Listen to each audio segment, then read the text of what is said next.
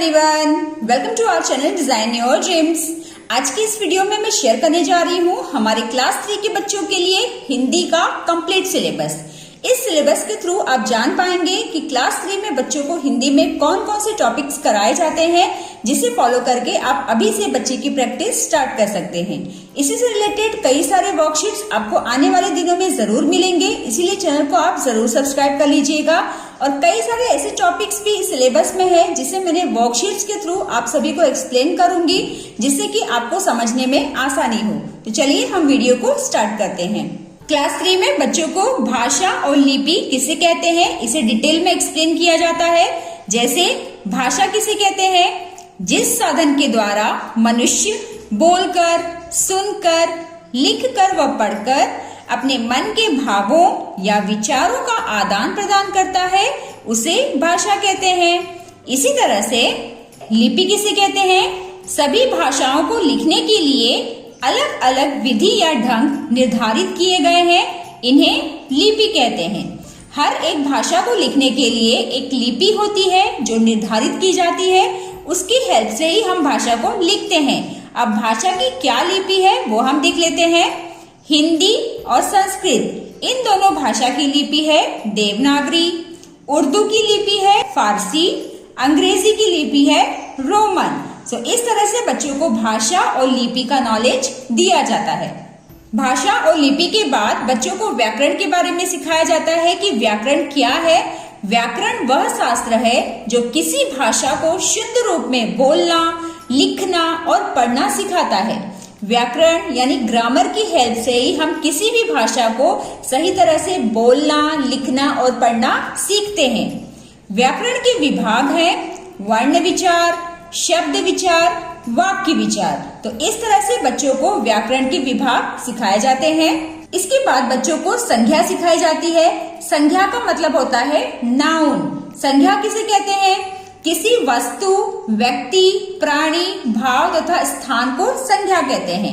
यहाँ पर मैंने कुछ उदाहरण लिखे हैं, जैसे दिल्ली, गाय, बकरी, टेबल, रमेश, मीठा, खट्टा, कड़वा, किताब आदि। जैसे यहाँ पर दिल्ली, दिल्ली क्या है? स्थान।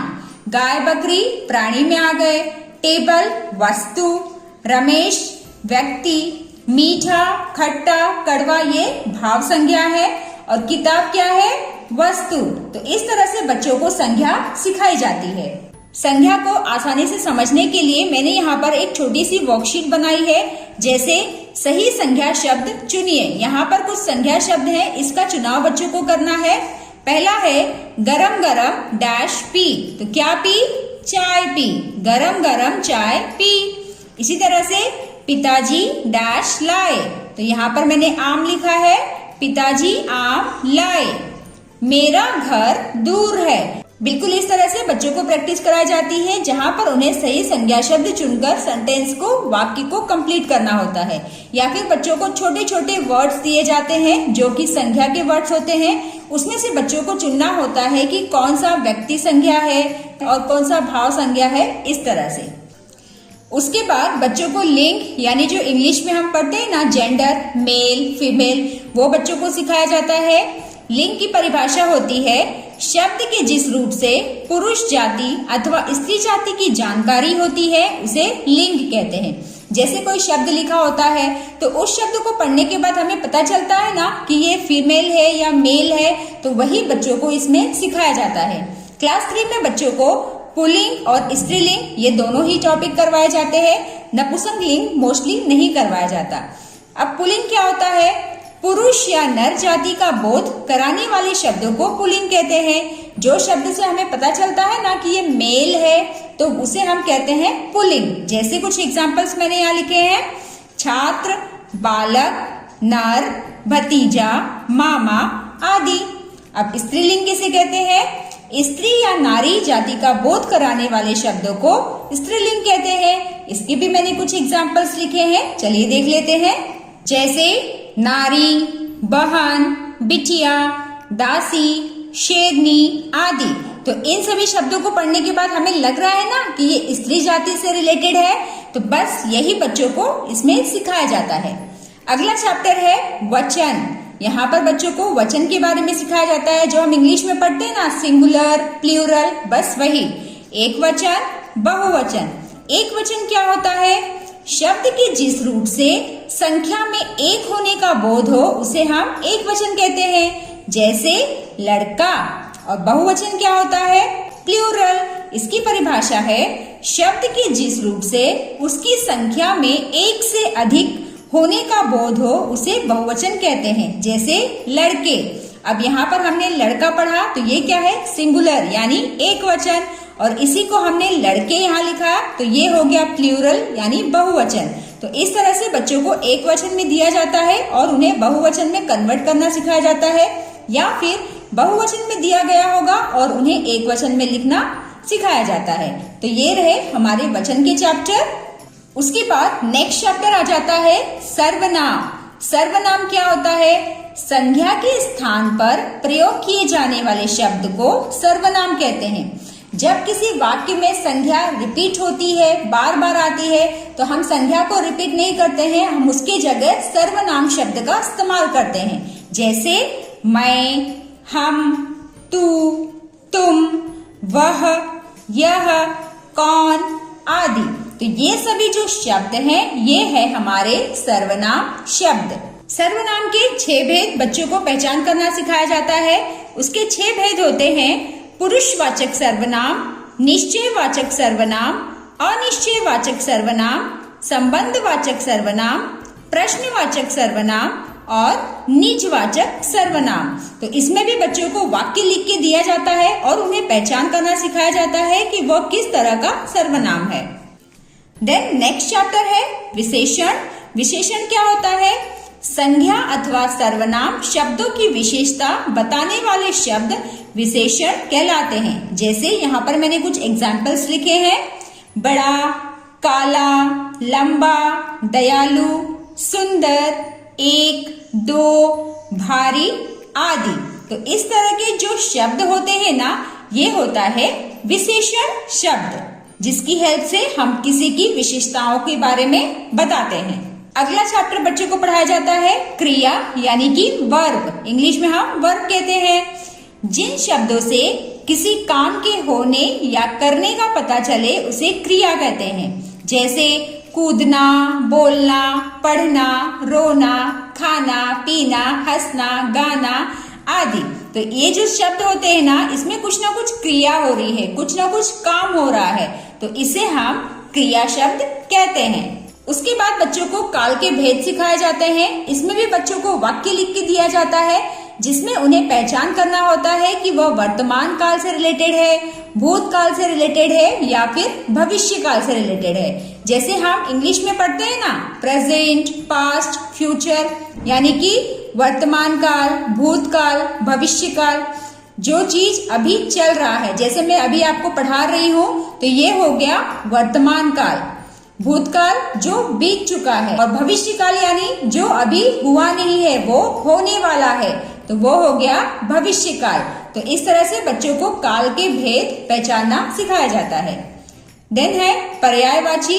पर्यायवाची शब्द बच्चों को सिखाए जाते हैं। पर्यायवाची शब्द यानी ऐसे शब्द बच्चों को दिए जाते हैं, उसी से मिलता जुलता सेम मीनिंग वाला दूसरा शब्द बच्चों को लिखना होता है। जैसे यहाँ पर मैंने कुछ एग्जाम्पल्स लिखे हैं। अतिथि, अतिथि को हम और क्या कहते हैं? मेहमान, पाहुन, आगंतुक, इस तरह से।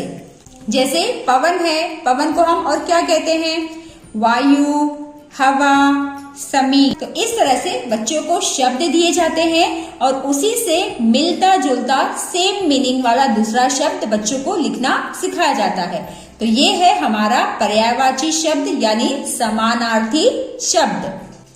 उसके बाद विलोम शब्द यानी विरुद्धार्थी शब्द। जैसे अपना, अपना का विरुद्धार्थी पराया, अच्छा, बुरा, अधिक, कम, आजादी, गुलामी, अमृत, विष, अंदर, बाहर, अमीर, गरीब, पतला, मोटा। इस तरह से बच्चों को विरुद्धार्थी शब्द की ज्यादा से ज्यादा प्रैक्टिस कराई जाती है। उसके बाद नेक्स्ट चैप्टर आ जाता है अनेक शब्दों के लिए एक शब्द। इसमें बच्चों को अनेक शब्दों का एक शब्द लिखना सिखाया जाता है। जैसे यहाँ पर मैंने कुछ एग्जाम्पल्स लिखे हैं। नगर में रहने वाला नागरिक, जो गीत गाता है गायक। इसी तरह से गांव में रहने वाला ग्रामीण, जो पढ़ा लिखा न हो अनपढ़, जो कभी न मरे अमर। इस तरह से देन नेक्स्ट है शब्दों को सही क्रम में लिखो। इसमें क्या होता है ना, बच्चों को कुछ शब्द दिए जाते हैं जो जंबल करके दिए जाते हैं, यहाँ वहां करके लिखे होते हैं, जिसे बच्चों को रीअरेंज करके उसका एक मीनिंगफुल वाक्य तैयार करना होता है। शब्दों का वाक्य में प्रयोग करो। इसमें क्या होता है, बच्चों को कुछ शब्द दिए जाते हैं जिसका इस्तेमाल करके बच्चों को वाक्य बनाना होता है। जैसे आम, मैंने आम खाए। बाजार, मैं कल पापा के साथ बाजार जाऊंगा। तो इस तरह से बच्चों को शब्द दिए जाते हैं जिसका इस्तेमाल करके बच्चों को कोई भी वाक्य बनाना सिखाया जाता है। मुहावरों का अर्थ, यहाँ पर बच्चों को कुछ मुहावरे दिए जाते हैं जिसका अर्थ बच्चों को लिखना होता है। जैसे आंखें बिछाना, बेसब्री से प्रतीक्षा करना, बेसब्री से इंतजार करना। खून खौलना, ये भी एक मुहावरा है। इसका अर्थ होता है क्रोधित हो उठना, यानी गुस्सा होना। प्राण सूख जाना, जैसे जब हम कहीं घबरा जाते हैं, डर जाते हैं, तो हम कहते हैं ना हमारे तो प्राण सूख गए, तो उसका मतलब होता है भयभीत हो उठना। तो इस तरह से बच्चों को मुहावरों का अर्थ लिखना भी सिखाया जाता है। चित्र वर्णन, बच्चों को चित्र दिए जाते हैं, जैसा मेरा प्रिय मित्र, दिवाली, पाठशाला, आम, या फिर और भी कोई जो बच्चों को स्कूल में करवाया जाए। इस तरह से बच्चों को दिया जाता है जिसमें बच्चों को 8 से 10 लाइन लिखने होते हैं, यानी कि 8 से 10 वाक्य लिखने होते हैं। तो आप इस तरह से बच्चों को अलग अलग तरह से प्रैक्टिस करा सकते हैं।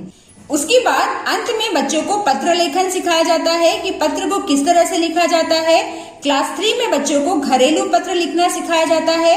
जैसे अपने मित्र या फिर अपने माता पिता को पत्र लिखो, उस पत्र को किस तरह से सही ढंग से लिखा जाता है, इसकी पूरी जानकारी बच्चों को इस चैप्टर में दी जाती है। सो फ्रेंड्स, ये रही हमारी क्लास 3 की हिंदी का कंप्लीट सिलेबस। आई होप आज की इस वीडियो से आप सभी को काफी हेल्प मिली होगी। तो चलिए मिलते हैं हम नेक्स्ट वीडियो में। Till then bye bye and take care.